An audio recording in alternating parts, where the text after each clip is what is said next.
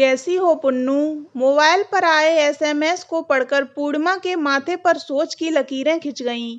मुझे इस नाम से संबोधित करने वाला यह कौन हो सकता है? कहीं अजय तो नहीं? मगर उसके पास मेरा यह नंबर कैसे हो सकता है? और फिर यूं 10 साल के लंबे अंतराल के बाद उसे अचानक क्या जरूरत पड़ गई मुझे याद करने की? हमारे बीच तो सब कुछ खत्म हो चुका है। मन में उठती आशंकाओं को नकारती पूर्णिमा ने वह अनजान नंबर ट्रू कॉलर पर सर्च किया तो उसका शक यकीन में बदल गया। यह अजय ही था। पूर्णिमा ने एसएमएस का कोई जवाब नहीं दिया और डिलीट कर दिया। अजय उसका अतीत था। कॉलेज के दिनों उनका प्यार पूरे परवान पर था। दोनों शादी करने के लिए प्रतिबद्ध थे। अजय उसे बहुत प्यार करता था, मगर उसके प्यार में एकाधिकार की भावना हद से ज्यादा थी। अजय के प्यार को देखकर शुरू में पूर्णिमा को अपने आप पर बहुत नाज होता था। इतना प्यार करने वाला प्रेमी पाकर उसके पांव जमीन पर नहीं टिकते थे। मगर धीरे धीरे अजय के प्यार का यह बंधन बेड़ियों में तब्दील होने लगा। अजय के प्रेम पास में जकड़ी पूर्णिमा का दम घुटने लगा। दरअसल अजय किसी अन्य व्यक्ति को पूर्णिमा के पास खड़ा हुआ भी नहीं देख सकता था। किसी के भी साथ पूर्णिमा का हंसना बोलना या उठना बैठना अजय की बर्दाश्त से बाहर होता था। और फिर शुरू होता था रूठने मनाने का लंबा सिलसिला। कई कई दिनों तक अजय का मुंह फूला रहता। पूर्णिमा उसके आगे पीछे घूमती, मनुहार करती, अपनी वफाओं की दुहाई देती, बिना अपनी गलती के माफी मांगती। तब कहीं जाकर अजय नॉर्मल हो पाता था और पूर्णिमा राहत की सांस लेती थी। मगर कुछ ही दिनों में फिर वही ढाक के 3 पात। कॉलेज में इतने सारे दोस्त होते थे, साथ ही कई तरह की एक्टिविटीज भी। ऐसे में एक दूसरे से बोलना बतियाना लाजमी होता था। बस वह यह देख पूर्णिमा से बात करना बंद कर देता था। पूर्णिमा एक बार फिर अपनी सारी ऊर्जा इकट्ठा कर उसे मनाने में जुट जाती थी। धीरे धीरे पूर्णिमा के मन में अजय को लेकर डर घर करने लगा। अब वह किसी से बात करते समय नॉर्मल नहीं रह पाती थी। उसका सारा ध्यान यही सोचने में लगा रहता कि कहीं अजय देख तो नहीं रहा। अगर अजय ने देख लिया तो मैं क्या जवाब दूंगी, कैसे उसे मनाऊंगी? उसे कुछ भी कह दूं वह संतुष्ट तो होगा नहीं। क्या सबूत दूंगी उसे अपने पाक साफ होने का? आदि कॉलेज खत्म होते होते आखिर पूर्णिमा ने अजय से ब्रेकअप करने का निश्चय कर ही लिया। वह भली भांति जानती थी कि उसका यह फैसला अजय को तोड़ देगा, मगर यह भी तय था कि अगर आज वह भावनाओं में बह गई तो फिर हमेशा के लिए उसकी जिंदगी की नाव अजय के संकालू प्रेम के भंवर में फंसकर डूब जाएगी। और यह स्थिति किसी के लिए भी सुखद नहीं होगी, न अजय के लिए और न ही खुद पूर्णिमा के लिए। पूर्णिमा ने दिल पर पत्थर रखकर अपने पापा की पसंद के लड़के रवि से शादी कर ली। पुराने शहर से उसका नाता अब छुट्टियों में पीहर आने तक ही रह गया। अपने पुराने दोस्तों से ही उसे पता चला था कि अजय भी अपनी नौकरी के सिलसिले में यह शहर छोड़कर चला गया। इन बीते 10 सालों में जिंदगी ने एक भरपूर करवट ली थी। पूर्णिमा 2 बच्चों की मां बन चुकी थी। अब प्राइवेट कॉलेज में पढ़ाने लगी है। रवि घर परिवार और बच्चों में उलझी पूर्णिमा को पता ही नहीं चला कि कब समय पंख लगाकर उड़ गया। मगर आज अचानक अजय के इस एसएमएस ने पूर्णिमा को चौंका दिया। उसे महसूस हो रहा था कि वक्त की जिस राख को वह ठंडा हुआ समझ रही थी, उसमें अभी भी कोई चिंगारी सुलग रही है। उसकी जरा सी लापरवाही उस चिंगारी को शोलों में बदल सकती है और इन शोलों की चपेट में आकर न जाने किस किस के अरमान स्वाहा होंगे। अगले 3-4 दिन तक अजय की तरफ से कोई रिस्पॉन्स नहीं आया, मगर पूर्णिमा इस बात को आई गई नहीं समझ सकती थी। वह अजय के सनकी स्वभाव को अच्छी तरह जानती थी कि जरूर उसके दिमाग में कोई खिचड़ी पक रही है।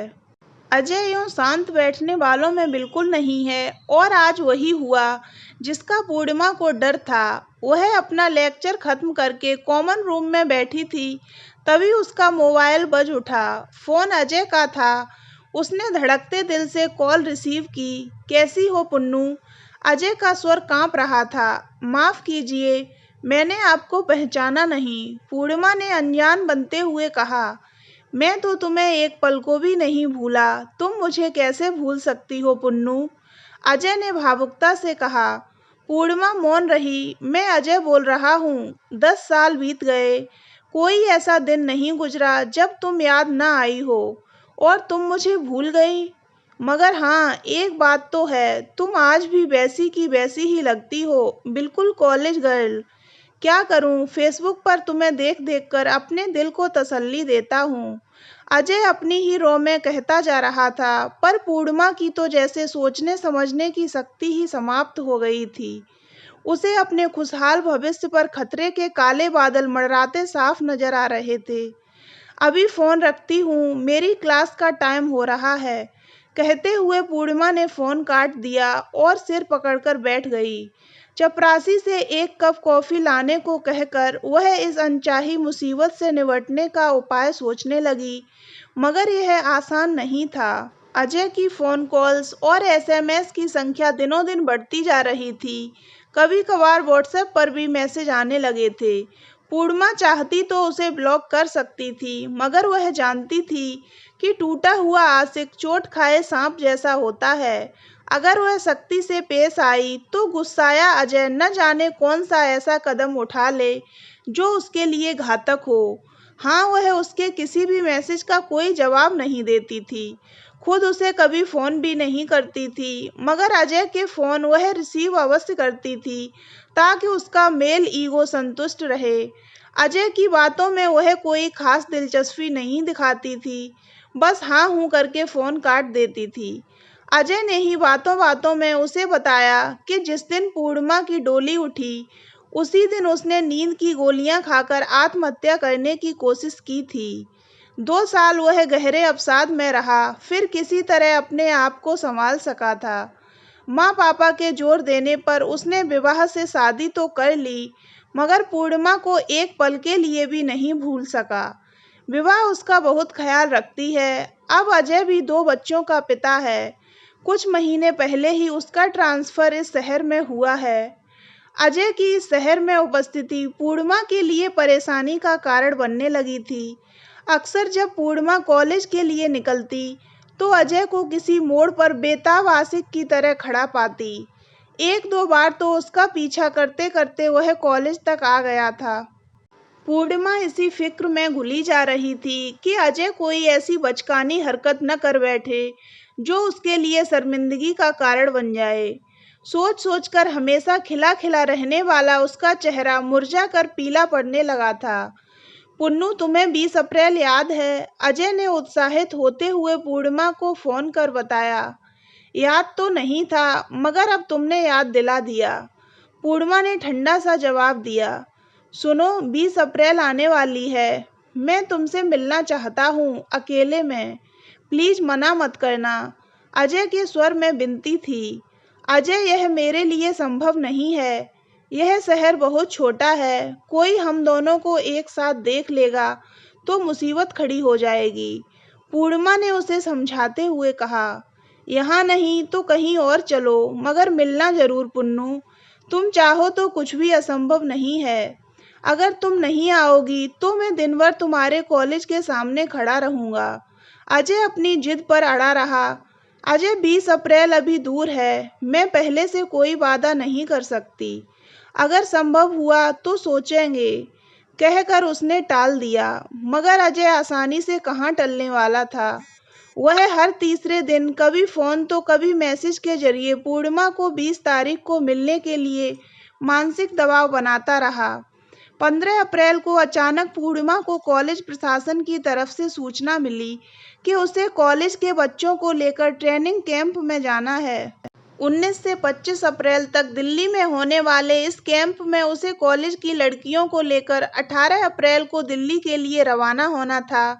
पूर्णिमा ने मन ही मन अजय से मिलने की अनचाही मुसीबत से छुटकारा दिलाने के लिए कुदरत को धन्यवाद दिया और फिर गुनगुनाती हुई दिल्ली जाने की तैयारी करने लगी। तो हम मिल रहे हैं ना 20 को? अजय ने 17 तारीख को उसे व्हाट्सएप पर मैसेज किया। मैं 20 को शहर से बाहर रहूंगी, पूर्णिमा ने पहली बार अजय के मैसेज का जवाब दिया। प्लीज मेरे साथ इतनी कठोर मत बनो। किसी भी तरह अपना जाना कैंसिल कर दो। सिर्फ एक आखिरी बार मेरी बात मान लो, फिर कभी जिद नहीं करूँगा। अजय ने रोने वाली इमोजी के साथ टेक्स्ट किया। पूर्णिमा ने इस बार कोई जवाब नहीं दिया। कहाँ जा रही हो, इतना तो बता ही सकती हो। अजय ने आगे लिखा, दिल्ली, मैं भी आ जाऊं। अजय ने फिर लिखा, तुम्हारी मर्जी। इस देश का कोई भी नागरिक कहीं भी आने जाने के लिए आज़ाद है। टेक्स्ट के साथ 2 स्माइली जोड़ते हुए पूर्णिमा ने मैसेज किया। अब वह मजाक के मूड में आ गई थी, क्योंकि 20 अप्रैल को अजय से सामना नहीं होने की बात सोचकर वह अपने आप को काफ़ी हल्का महसूस कर रही थी। तो फिर 20 को मैं भी दिल्ली आ रहा हूँ, अजय ने लिखा। पूर्णिमा ने मन ही मन सोचा कि अलबत्ता यह दिल्ली आएगा नहीं, और अगर आ भी गया तो अच्छा ही होगा। शायद वहाँ एकांत में मैं इसे सच का आईना दिखाकर वर्तमान में ला सकूं। बावला आज भी 10 साल पीछे ही अटका हुआ है। पूर्णिमा अपने ग्रुप के साथ 19 को सुबह दिल्ली पहुंच गई। कैंप में लड़कियों के ठहरने की व्यवस्था सामूहिक रूप से और ग्रुप के साथ आने वाले लीडर्स की व्यवस्था अलग से की गई थी। चाय, नाश्ते और खाने के लिए एक ही डाइनिंग हॉल था, जहां तय टाइम टेबल के अनुसार सबको पहुंचना था। नाश्ते के बाद लड़कियां कैंप में व्यस्त हो गईं, तो पूर्णिमा अपने कमरे में आकर लेट गई। आज एक लंबे समय के बाद उसने अपने आप को फुर्सत में पाया था। उसकी आंख लग गई। उठी तो शाम हो रही थी। वह चाय के लिए हॉल की तरफ चल दी। तभी उसका फोन बजा। मैं यहाँ आ गया हूँ। तुम कहाँ ठहरी हो दिल्ली में? अजय, तुम्हारा यहाँ आना संभव नहीं। तुम बेकार परेशान हो रहे हो। पूर्णिमा ने एक बार फिर उसे टालने की कोशिश की। मेरा तुम्हारे पास आना संभव न सही, तुम तो मेरे पास आ सकती हो ना। मैं अपना पता भेज रहा हूँ, कल तुम्हारा इंतजार करूँगा, कहकर अजय ने फोन काट दिया। और कुछ ही देर बाद पूर्णिमा के मोबाइल पर अजय के होटल का पता आ गया। 24 को सुबह जब लड़कियां कैंप एक्टिविटीज में व्यस्त हो गईं, तो पूर्णिमा कैब कर अजय के बताए पते पर चल दी। होटल की रिसेप्शन पर उसने अजय का रूम पता किया और उसे मैसेज भिजवाया। अजय ने उसे रूम में ही बुलवा लिया। रूम का दरवाजा खुला ही था, मगर भीतर काफी अंधेरा सा था। जैसे ही पूर्णिमा ने अंदर कदम रखा। तो दोस्तों, अगर आपको ये कहानी अच्छी लगी हो तो वीडियो को लाइक करें और चैनल को सब्सक्राइब अवश्य करें।